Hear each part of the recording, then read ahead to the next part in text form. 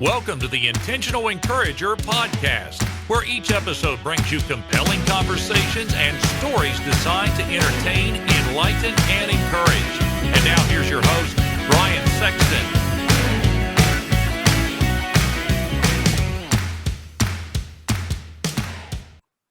And welcome to this special edition of the Intentional Encourager podcast, the People Buy From People series. I'm your host, Brian Sexton. Thank you for joining us again today. And I got to say, the guy that I've got with me is the author of the Foreword to People Buy From People. I'll get into that story here in a couple of minutes, but he is the leader of the Sales Rebellion. You can find him all over, everywhere. But it is an honor to have my buddy, my friend, my brother, Dale Dupree, joining me on this special edition of the Intentional Encourager podcast. Dale, what's good, man? How you been? Man, I'm good. And I'm even better now because I'm on the show, and that's all that matters.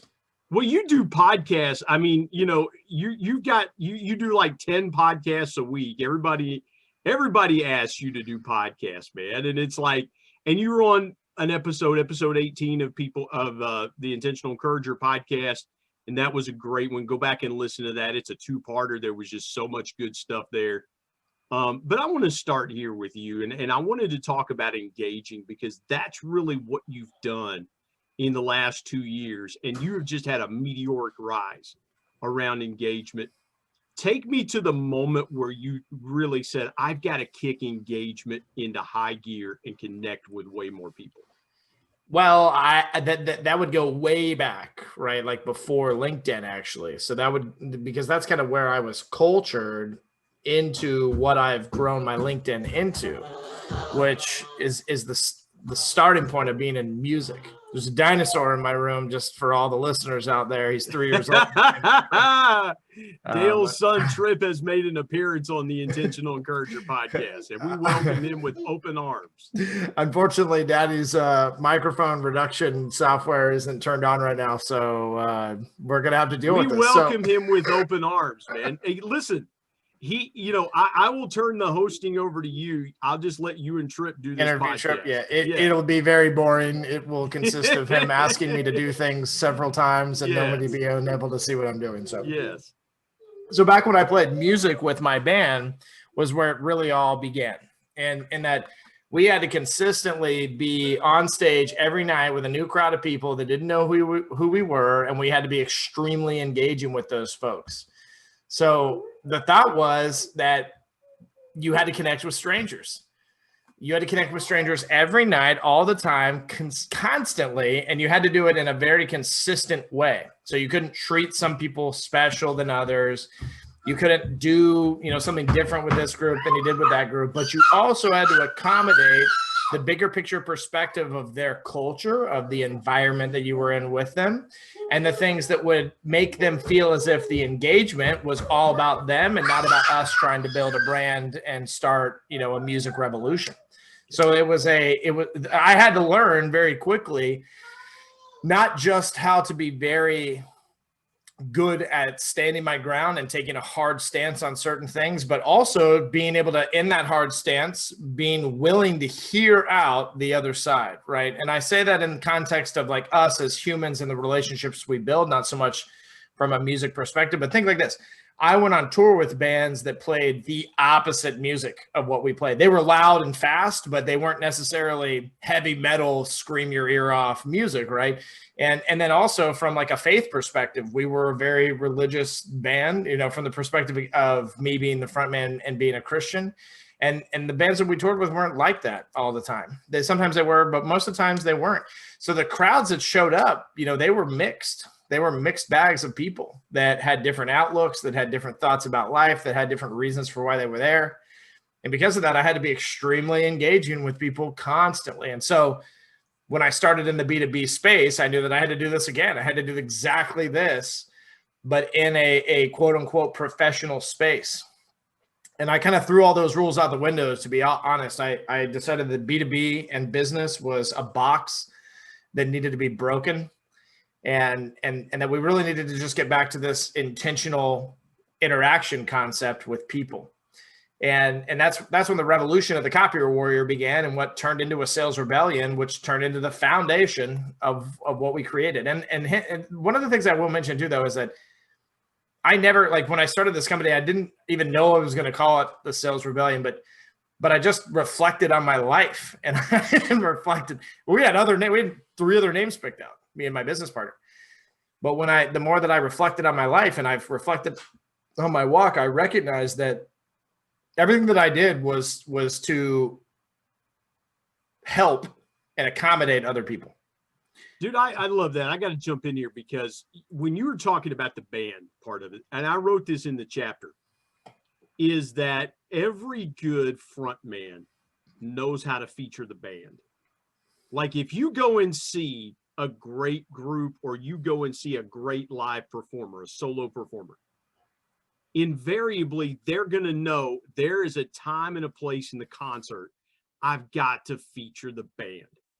Because if I don't feature the band, you know, it doesn't build camaraderie. It doesn't build teamwork. And people feel like that the front man is the only reason you go to see the band.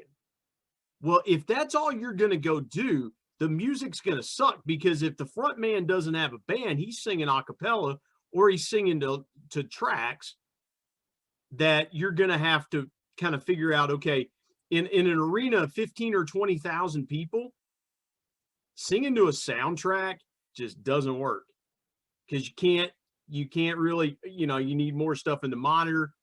A live band is always best in an arena setting, because a live band is conditioned for that. I want to jump back for just a minute. When you were playing, you were the lead singer, you were playing on stage. How often was it important to you to feature the band? The thing about it is that it should be the priority of the lead singer to feature the band. And I think that at that point in my life, let's be super realistic, that I was a cocky, arrogant kid.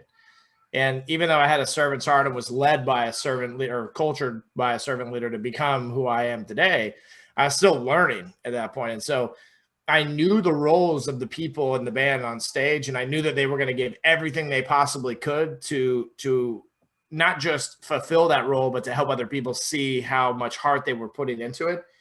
And so for me, in some cases, for me, it was about like trying to keep up with them, quite frankly.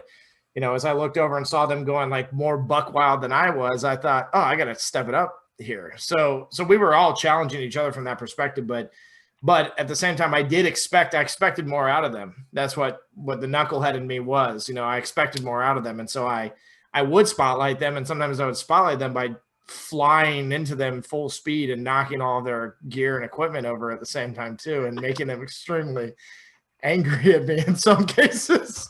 But we were a wild band, and that's kind of what we were known for. So I allowed myself in those moments to kind of, in what I thought was in my mind, accommodating and helping people to see the band, was probably doing the opposite. It was probably making me look like a jerk in most cases, or people laughing at me thinking that I was making them look stupid in some cases. So that the main point being that the number one thing that we have to remember as leaders is the perception of others. That it doesn't, if we sit here and say, oh, we should do this, or we should say this, or we should talk about that because your listeners are going to care about those things, we've failed. But what we have to do is we have to say, what will challenge the people listening? What will challenge the mediocre and the status quo of the world that does not lead to the outcomes of success that we know and have experienced, so that we can help people have a perspective, not change their perception. Their perception's never going to change. Yeah. But if we can show them our perspective in those moments, and they can appreciate it, they can respect it, it can help them to some extent in their walk, whether it's from a positive standpoint or a negative standpoint. Like they disagree, but they use the knowledge that we give them to be better. That's okay. Right. So I think at the end of the day, I tried really hard. And that was the thing that I always go back to, is that I forgive myself for my arrogance and the things that I sucked at, because I didn't really know any better. And I didn't have people that would talk to me the way that you would if you were my friend back then, or that talked to me, you know, started to tell me those things at the age of like 23, 24. Like, hey, Dale, you're kind of a jerk when you do things like this. And then I was like, oh, geez, I've been doing that for like 5 years.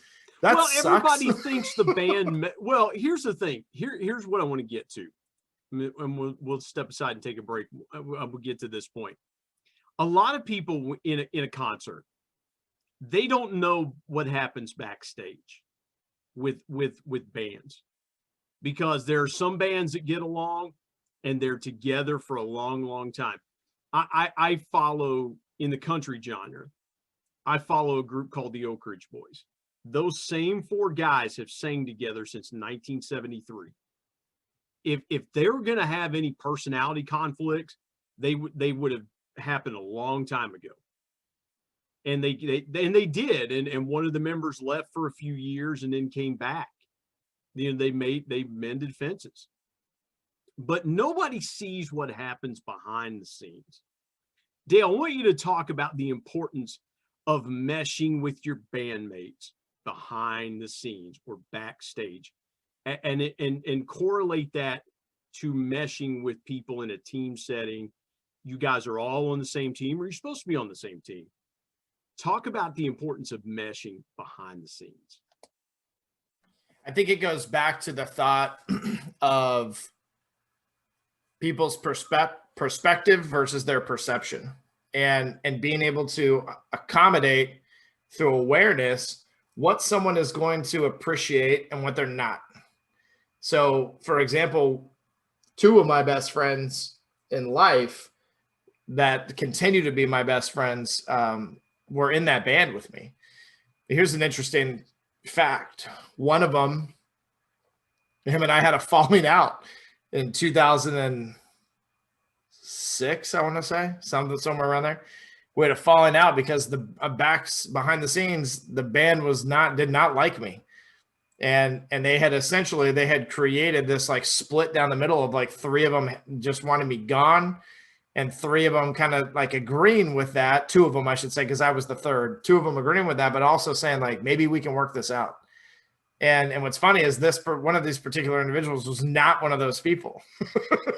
and yet when I heard all the things that he had concocted and was going to say about me, and some of them just being blatantly like misinformation, right? Like, that's not how that happened. But I see what you're trying to do here. You're trying to ruin me you know, in the process, even though I did some terrible stuff, especially to them. Like, I'm very regretful of the way I treated some of them, without a doubt. And I've since made amends and called them and told them I love them and I apologize for being a total jerkbag. But the point being that even in the midst of that, I loved that guy.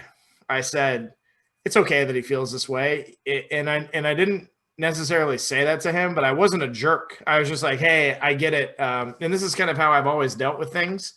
And I give this as a lesson to everybody listening, to say that those guys you're talking about, they probably have had the same problems, right? They probably have, and we've never seen it, never know about it, right? Because that's kind of how bands work. But several years after everything happened, he just got back in touch with me. And I'll tell you, I know exactly why, because I never stopped loving him. And I never said like, you're a liar and you made these things up.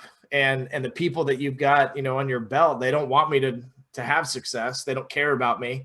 They would rather, you know, forfeit all those things and lie about me in the first place to get their way. I didn't say any of that. Instead, I just said, hey, it sounds like I should leave the band. That's what it really sounds like. And for 6 months, I stepped away from the group entirely. And it crashed, dude. Like, it crashed hard. But I was asked to come back by the 2 members that I mentioned earlier. And they kicked the other 3 out and brought me back, and we restarted the band, and we had a ton of success after that. But again, the point being that one guy that I mentioned, our kids are going to grow up together. I love him with all my heart. He's one of my favorite people in the world, and I would never let that one incident or instance play a role in that. So we as leaders have to understand that we are going to face things that we're not ready for, prepared for, or that are unfair to us. Yeah. Life is not fair, ladies and gentlemen.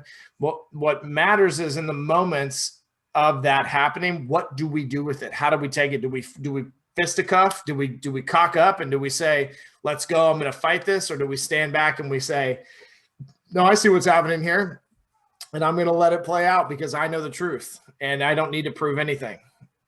Yeah, no. Well, yeah, I'm just sitting here taking it all in, man.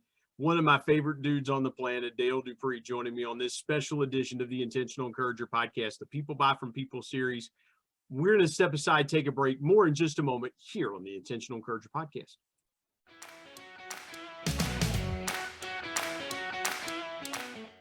Hey everybody, Brian Sexton here. I want to tell you about our sponsor, SEO National. SEO stands for Search Engine Optimization. Now, what's that, you might say? Well, search engine optimization helps you show up higher on search engines in front of paying customers for words that you as a business owner can monetize. What a great concept. SEO National is owned by my good buddy Damon Burton, who's been a guest here on the Intentional Encourager podcast. Not only has Damon and his team worked with businesses of all sizes, from e-commerce startups to NBA teams and Shark Tank featured businesses, but more importantly, Damon and his team are about transparency, trust, and providing lifetime value. So much so that he still has his first customers after opening SEO National 14 years ago. Let me give you some intentional encouragement and call Damon and his team today at 855-736-6285 or go to www.seonational.com and get a free quote.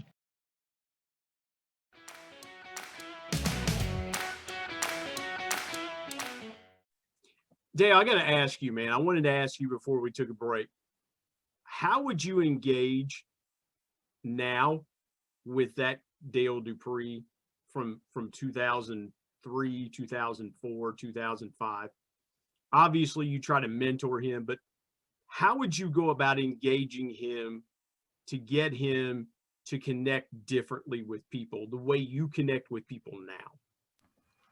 I would do nothing, literally, because it was through the failures that I learned to become what I am today. And like, so my dad was teaching me how to be better at those things, and I was listening, but I was carrying them out through my own perception of what I thought he was saying. And I still had strong feelings about certain things like tough love and, whatever else. Right. So I quite frankly, bro, I would do nothing because I still would need to go through those same failures and have it like blow up in my face in order for me to sit back and go, wow, my priorities were off, whether I wanted to believe it or not. But I struggled with a lot of things internally that I never talked about.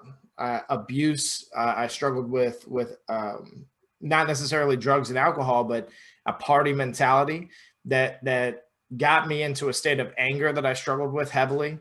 And furthermore, I struggled even with the people that I hung out with, that I felt that, a lot of the things I was doing with some of them was like living a double life, and that exposing those things to other people was like wrong to an extent, when really it was the truth and it should have been exposed.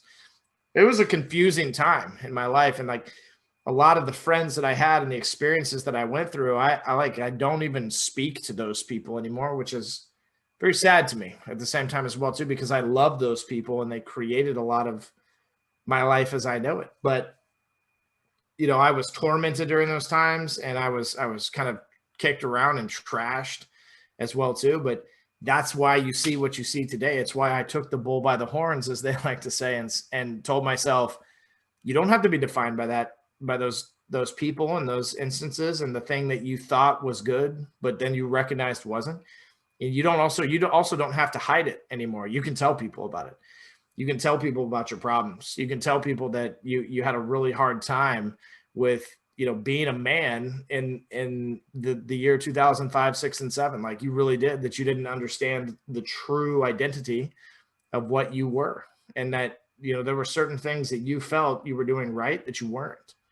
And I'm okay with that. I'm okay with always admitting defeat ever since then, because when I was convicted, when I was, things were brought to light, living a double lifestyle, lies, just blatant lies that I was telling myself, that I was telling people around me. And it happened in my life a couple different times too, that had to fully come out, that I stand here before you triumphant of those things, and in the place of really truly understanding what matters and what doesn't. And so if I were to go back to that Dale, and that Dale was like, Dale, bro, what's your best advice, future me? I would say nothing. I would say just do what you're doing. You're going to be great. Yeah. That's all I would tell them. I'd go back and kick myself in the rear end, man.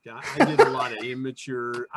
Even as a father, man, I was kind of immature, and, but I want to go here. You mentioned your dad.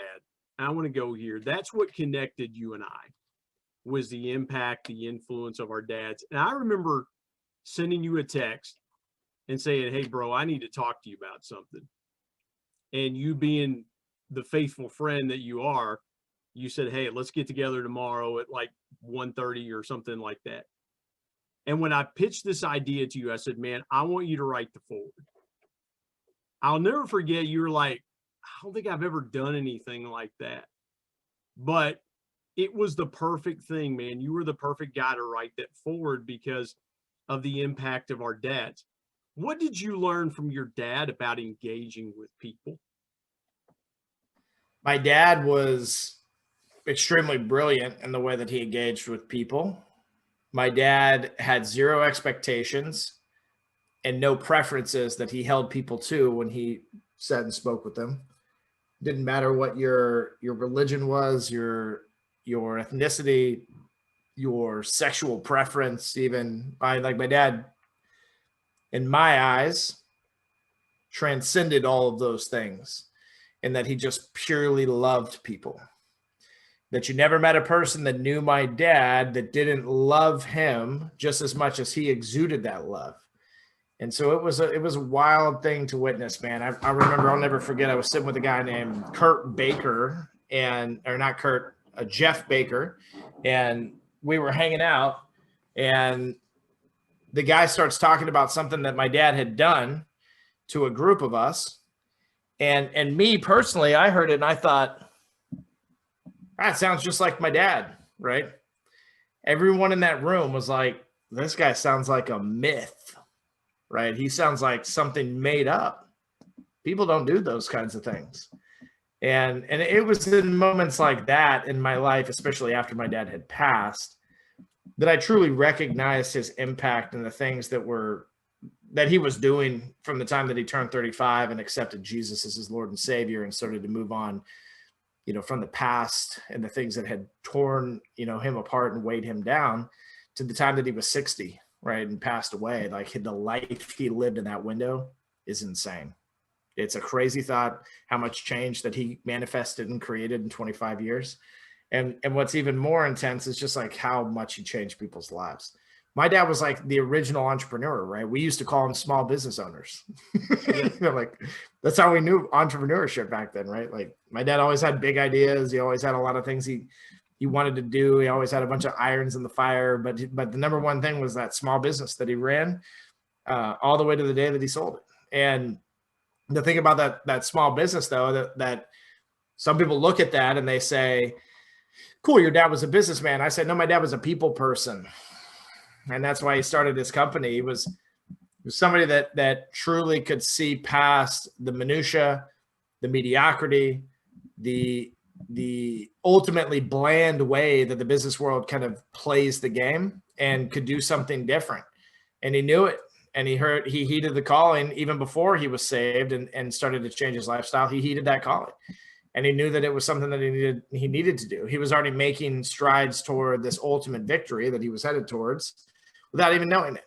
And so I think about the stories. I think about the things I witnessed. I think about, that the couple of times that my dad got mad, that it was like that generational thing where, somewhere along the lines of his upbringing, that's what he saw. And and I know that that's the case because he would come to me later and he would apologize. Right? He would say, I shouldn't have acted that way. And that's what floored me the most is, you get an argument with, every once in a while, it was never frequent. You get an argument with dad and he'd write you a letter. And he would describe all the emotions. And the whole time, all he would be doing is telling you that he loved you and he was sorry. Literally. Never justifying anything, never trying to fix it even. Just telling you that he loves you and he's sorry. Letting you do it yourself, that fixing. So there are times, like, I'll tell you the thing that I would tell everybody listening that I constantly regret is that I did feel frustration around certain things with him as a young, stupid kid. Yeah. And I look back even like at old text messages, because I still have everything saved. And every once in a while, I just kind of flip through and just reminisce. And I think I read and I think about how, yeah, I was a man of few words with him, communicating over text and email anyway, that I always loved just being in front of him and communicating better, because he was that person that would text you like 16 times in the course of like 10 minutes asking the same question, you know. My dad was a pick up the phone and call guy. That was exactly what he said. He said, I'm going to pick up the phone and call this person. I'm going to pick up the phone. And is like, you know, Dad, picking up the phone now is not walking over to the wall and actually rotary. You know, my dad was the only guy that I knew that ever gave up an iPhone, you know, willingly. He's like, I can't do this. I got to go back to a flip phone from, you know, 2002, you know, and that's the thing. But that's, Dale, I think about our relationship, man. And I think I would not have known how to engage with somebody like you had I not been taught by somebody like my dad. I would have never known how to do that the right way unless I learned it the right way. Does that make sense, man? Does that make sense? Yeah, because because even with what I like, the whole concept of the question you asked and how I was answering it even is that without really like understanding those teachings, I would still be 2006 to 2007 Dale that would walk in a room with my chest puffed out, like I am the ish and you will do as I say. And I might listen to you because I love people, but I'm going to have in the back of my head this burning desire to give my opinion and, you know, make sure you understand where I stand on these things. You know, the Dale that transformed from that Dale in late 2007, 2008 was the Dale that really cared, that understood, because I recognized just how good my dad was at being selfless. Well, and we understand, you know, you think, here's what I'll say. I thought I knew how good my dad was at being selfless. I thought I knew it. I didn't really know it until those times where it was, you know, man, when I lost my job in 2009, my dad calls me and goes, what do you need? And I told him, and here he comes rolling me a commission check that he'd earned. And he goes, here's my commission check for the month. I'll just give it to you and your family. Like, I thought I knew what selfless was. I thought I knew what selfless was even as a father myself. But I didn't realize that my dad was going to be selfless with me until the day he died. And something my dad told me, I don't think I've ever told you this. I've never told the listeners this, but I was thinking about it today. My dad told me the day my son was born. I'm the oldest of three, only boy. My dad told me with the day my son was born, he looked at me, we're in the hospital. He looked at me, and my son's over in the nursery part there. He looks at me and goes, it's not about you anymore.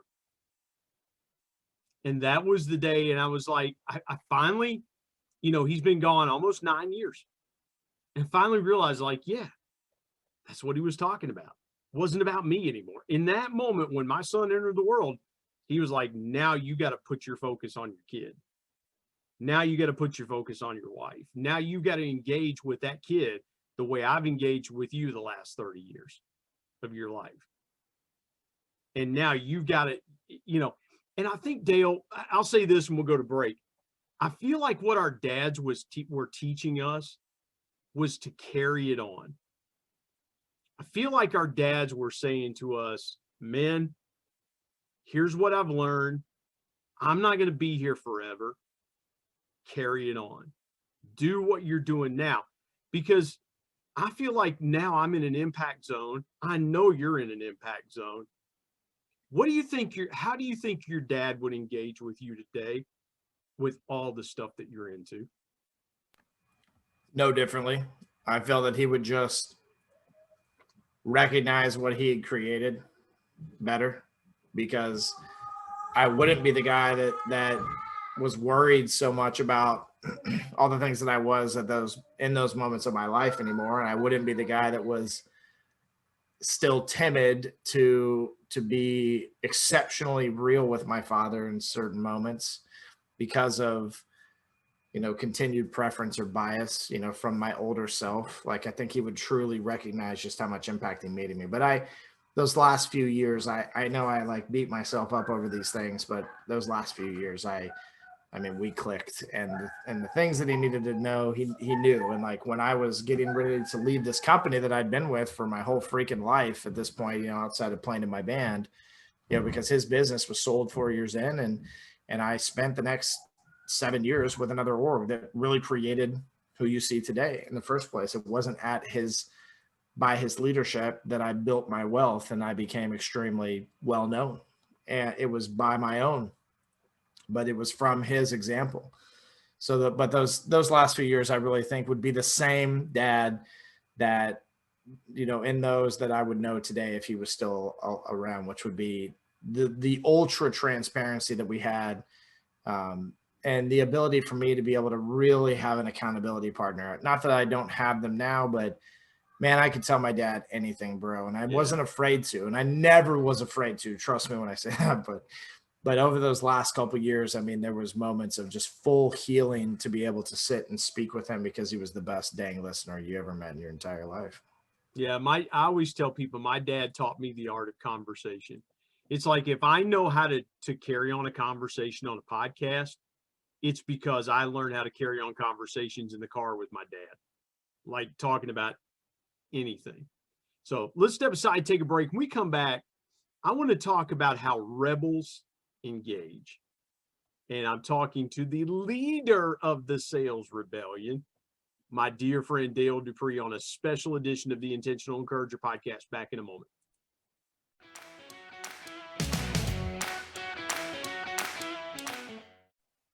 Hey everybody, Brian Sexton. Want to tell you about my new book, People Buy from People.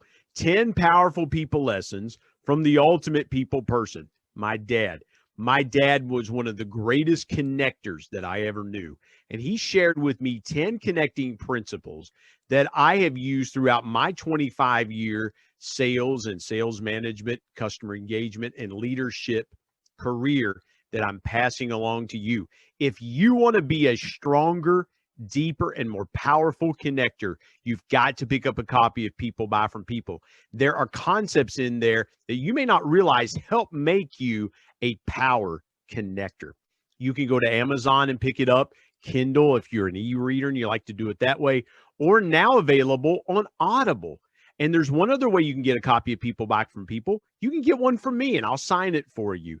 You go to intentionalmediaandpublishing@gmail.com and send me an email, and I'll share with you the link on how you can get a signed copy. You can buy a signed copy directly from me. Again, People Buy from People. If you want to connect like never before, pick up your copy today of People Buy from People. And now let's get back to more great conversation here on the Intentional Encourager podcast.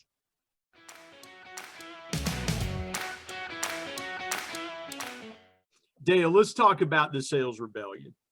And I know, man, Curtis Dupree has got to be proud looking down.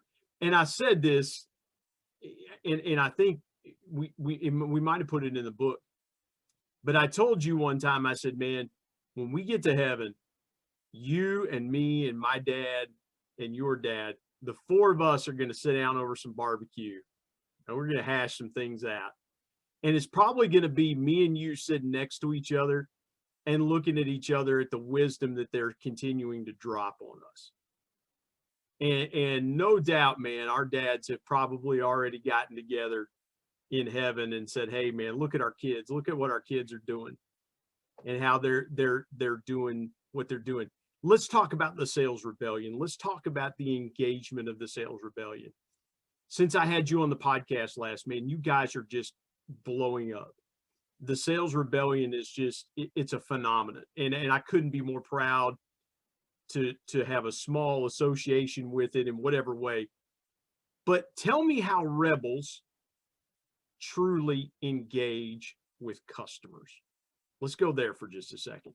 Yeah. So the principles of being a rebel are people over products, community over commission checks, fellowship over negotiations, and giving experiences over performing a pitch. And those pillars are really what define how a sales rebel looks at engagement. What is it that I should be doing? How am I impacting? What can and should I say? And what effect does it have on the other party? We're always putting other people first in the process. Sales in general is broken in that it believes the best way to communicate with folks is to have a strong value prop, is to be able to convince somebody, so to speak, of your products and services. Where I believe that the natural and true form of sales is to get back to the basics of allowing other people to make their own decisions. Yeah. And letting buyers buy. Yeah. You know, we say that everybody is in sales. We say that a teacher sells structure, that a janitor at a school sells a clean environment. We also say that a buyer sells themselves. You know, so when we look at all of the ways that a rebel communicates, the number one thing that we come back to, no matter how you spin it, is the perspective of being able to allow other people to buy throughout the process. It's amazing how people don't understand what real engagement is. It's amazing that in sales, we think, and I said this the other day, Dale, I was talking and I thought about you when I said it. People today engage by clicking a button. It's follow me on Twitter, follow me on Instagram, add friend on Facebook, connect with me on LinkedIn. We have confused engagement as an activity and not as something that is a basic human fundamental, right? It's like trying to tell your kid, well, you really need to be kind to people. Yeah, you be kind because nobody likes jerks. You be kind because that's what you're supposed to do. We're all hardwired with that kind of thinking in our brains. But yet people, when they engage, it's like, well, I'm going to post this and I'm going to see how many likes and follows and comments and stuff like that. And trust me, man, you have posted stuff that has just blown up. But I also know you well enough to know you're not going to say it unless you authentically believe it. So let's go there for a minute. Talk about authentic engagement with other people. And if you want to go the route of social, go there. If you want to go the route of interpersonal, go there. But I want you to just address authentic engagement for just a quick second. Yeah, I think that it comes down to, like, if it's prospecting, it comes down to the ideology of like not spraying and praying on your dials. When it comes spraying and praying, I love it, man. Spraying and praying. You know, is it like the same thing as like show up and throw up? Is that it? Yeah, and then that's the second piece of it, right? Is that Yeah. It's the same concept of when, like, you do find some people that you can sell to not show up and throw up. And so it's about just like not puking in general, right? That nobody appreciates that. And, you know, somebody being prompted to say, well, tell me about yourself, Brian, or like wanting to learn about you and having a resource to be able to do that. There's nothing wrong with that. People buy from people that they like and trust, right? But we can't be leading with, hey, real quick before you throw me off the phone or kick me out of your office or, you know, whatever the case may be, or delete my email. Let me tell you how awesome I am. Nobody cares. If you can give somebody an experience like they've never had before and that highlights them, but also nuances in what they're missing out on with you, is really the clutch component to every salesperson's communication that they're missing in most cases. Now, I get great emails sometimes from people that write it, you know, something very heartfelt, something very warm. They got great things to say. They've done a little research on me, clearly, not a whole lot, but enough that I'll respond. And what's great is a lot of times I'll respond and I'll totally give them something that they can use. They're so metric driven and they are so get the appointment driven and not like, let's accommodate Dale, that it just turns into nothing in most cases, where I'll even throw them a bone and say, here's what you can do. Yeah. And instead of catching the bone and taking, you know, the literal instructions on how to sell me something, they say, "We'll tell you what," and they use all these crappy manipulation tactics that the sales world thinks is, you know, the golden calf of our vertical. And, you know, there's so much missing still from the way that people authentically engage with one another. And so I think that it's about, like, if I know Brian, I'm gonna hit Brian up, and I'm gonna send him a pre-recorded audio. This is how I would sell Brian Sexton. I'd send him a pre-recorded audio. I'd put it either on like an old iPod, or maybe I'd stick it on like a CD player, and, you know, but one way or another, I'm going to throw some nostalgia into it, because I'm going to be doing some research on back when Brian was a voice in the sports world. And I'm going to like, and be like, "Welcome to the show. You've got Dale Dupree here. I've got my main man, Brian Sexton, and I'm going to pitch you with an experience like that, instead of trying to just generically throw out a, you know, 25, you know, word email saying, "Are you tired of this? Having a problem with that?" And so I'm going to give you an experience in those moments from a little bit of intentional research. You know something, man? I tell people when they connect with me, and I say to them, I'll have somebody connect with me, and somebody will say, "Hi, Brian," and it's all they'll say. And I'll go, "Listen, I'm thankful." I'll ask them one thing. I say, "I'm always curious what prompted you to connect with me. Tell me what it is." The second thing I'll say is, because I value connection, and because I believe that people buy connection before ever making a transaction, I'm going to tell you up front, if you're here for a transaction, you need to connect with me first, and not just, "Oh, we're connected on LinkedIn, so therefore it must be okay for me to pitch you." And so I love what you said there. And to me, and I write about it in the book, Dale, the way that a starter and a flywheel used to connect, like everybody has a car. So the way a car used to the motor used to turn over is the starter drive would bang into the flywheel instead of slipping and meshing into engagement. Because what happened was, after a while, the teeth on the starter drive just chipped off, and then it's no good. You needed a new starter, or you needed a new flywheel. And people figured out, listen, if we don't get this problem fixed, we're always going to have this problem. I would say this, man, and I want to pull just a little more conversation out of engaging with authentic experiences. You know, when you developed the Copier Warrior, you developed that persona. Was it about being unique, or was it about engaging in a different way? Because I could see that being multifaceted. Tell me what the impetus was for creating the Copier Warrior. I don't think I've ever asked you that. Yeah, I mean, there's an element of being unique in it, and that, like, if we're not radically authentic, then we're doing people a disservice. Because if somebody didn't, like, if you saw the Copier Warrior as opposed to salesperson at XYZ company, you're gonna think differently. And so I'm being intentional about the way I want you to feel in that moment. I'm saying to myself, what do people typically feel? And a good example would be, let's look at my LinkedIn real quick. And because I was trying to pull this up while you were talking, I was like, this is going to work.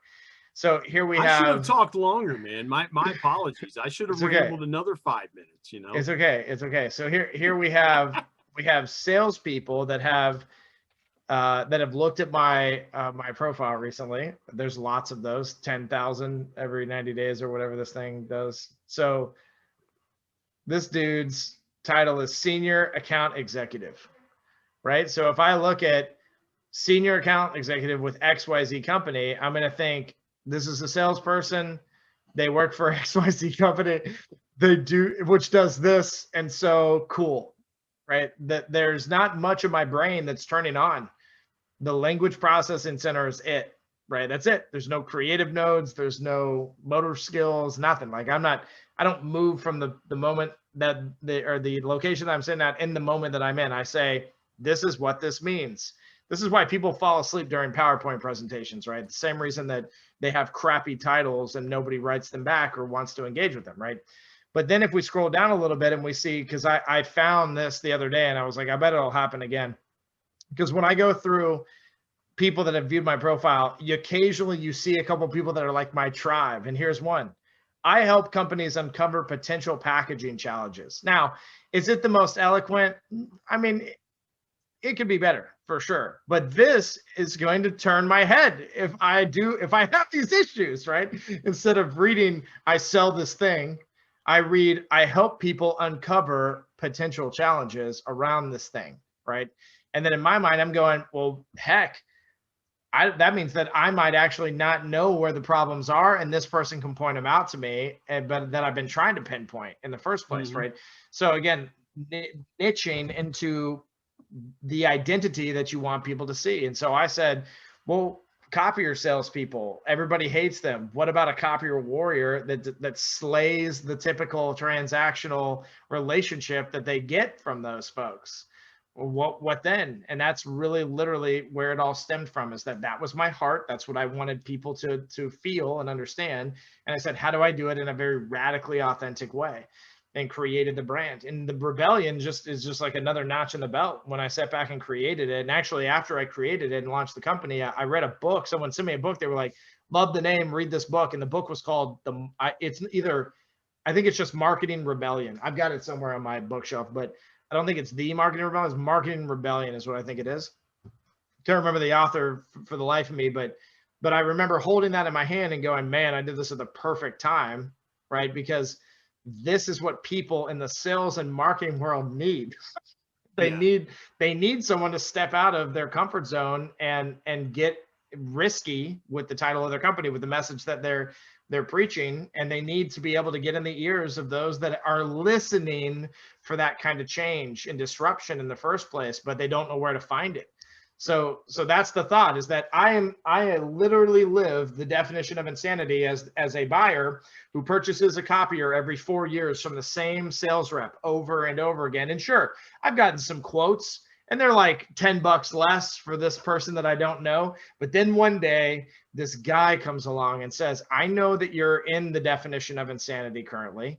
I know what the status quo and the mediocre of my vertical causes when it comes to problems and long-term effects, and I'm going to tackle these things by having a brand that's very eccentric, and that's going to make you stop and think, even if I don't like it, I'm going to talk to this person just for a minute so that I can come in and interrupt that pattern. Well, Dale, we've engaged, salespeople have engaged with features and benefits since God created the heavens and the earth. And that's how salespeople were taught to engage. And or you walk in, when I was in the food business, you'd walk in and go, hey, my French fries are $1 a case cheaper than the competitors. You buy my French fries, you'll save $30 a week because I know you buy 30 cases French fries. And my goodness, it only takes 10 cases to get a minimum order. So, I know I can save you money. And that person's going, you're the 18th person that told me they can save me on French fries this week.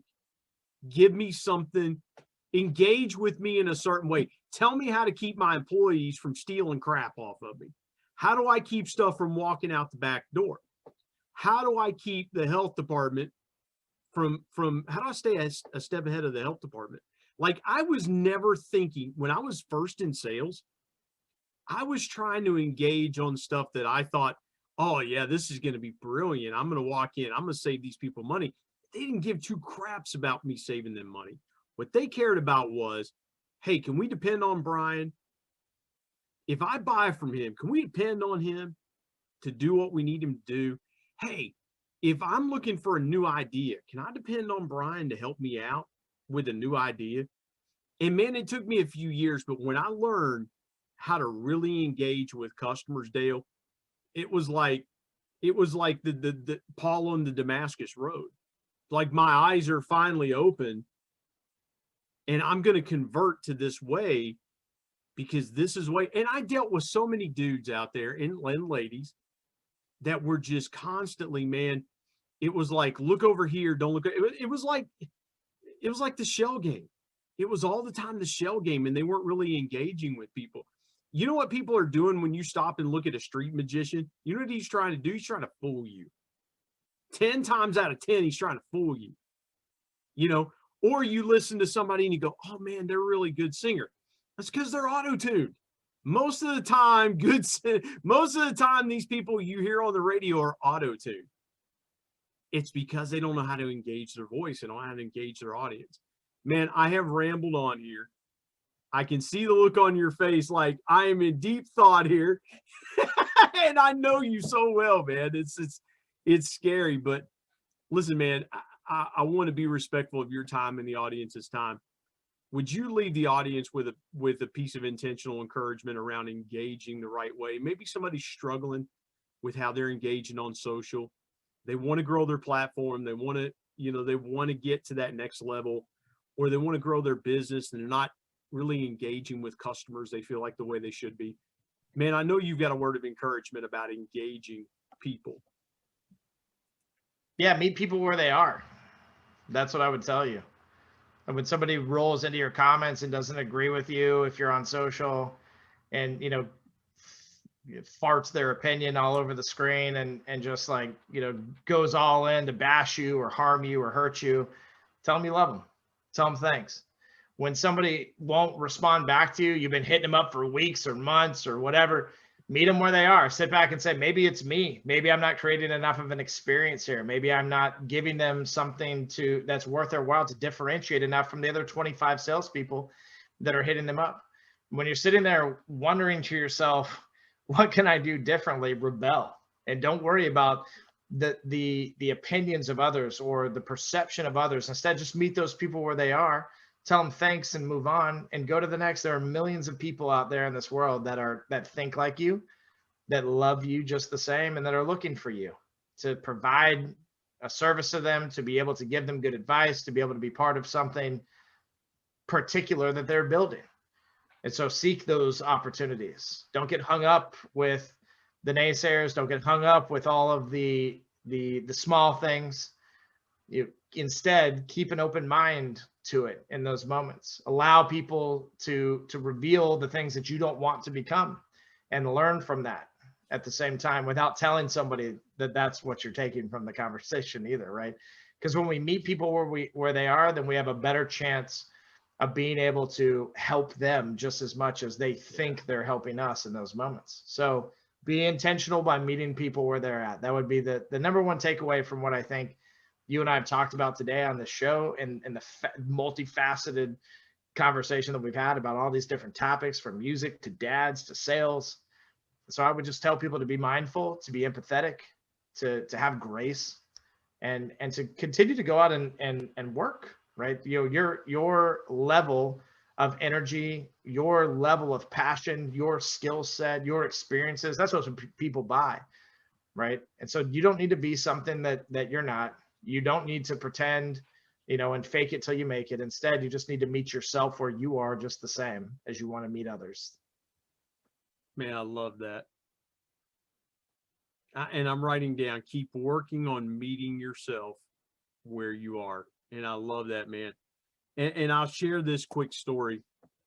I was praying because I knew I was going to get down to the end of this book. And I was praying, and the Lord spoke to my heart and said, the answer will come in 48 hours. And man, the next day I was walking through my yard. I was taking something from where I am to the front porch. And it came to me, ask Dale to write the foreword. And your name it was just, I can take you to the spot in my yard where it just came to me to have you write the foreword. It was absolutely the perfect thing, man. And I'm so grateful that you said yes. Out of all the things you were doing, man, you stopped to take time to do this for me. And I love you, bro, from the bottom of my heart. You made this book what it is. Man, tell people where they can connect with you, where they can find the Sales Rebellion. I know you're, you should be very easy to find, and, but remind people where they can get in touch with you and connect with you. Yeah, that one's easy. TheSalesRebellion.com. If you want to go and just learn a little bit more about the Rebellion, you can hit the community tab and find our Slack channel as well there. And you can hear our local podcast is just the same. But I'm on every social channel. So LinkedIn.com/IM/Copier Warrior. Just search Dale Dupree if you can't remember that. And then every social site, Twitter, TikTok, YouTube, Facebook, you name it, I'm on it. Either /Sales Rebellion or @Sales Rebellion to find me. Come engage, come have fun with us, come rebel.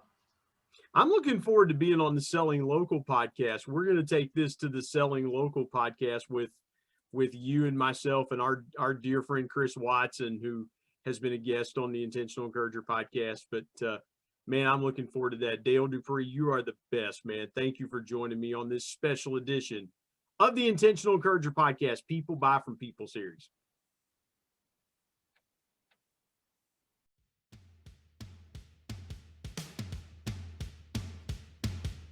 My thanks as always to producer Bryce Sexton and technical advisor Matt Means. And of course, the ultimate thanks goes to the Lord Jesus Christ, who provides intentional encouragement every day through his word. If you're not subscribed to the Intentional Encourager podcast, hit the subscribe button wherever you get podcasts so you don't miss an exciting episode where you can get encouraged and stay encouraged. And remember, anyone, anywhere, at any time, any place can be an intentional encourager.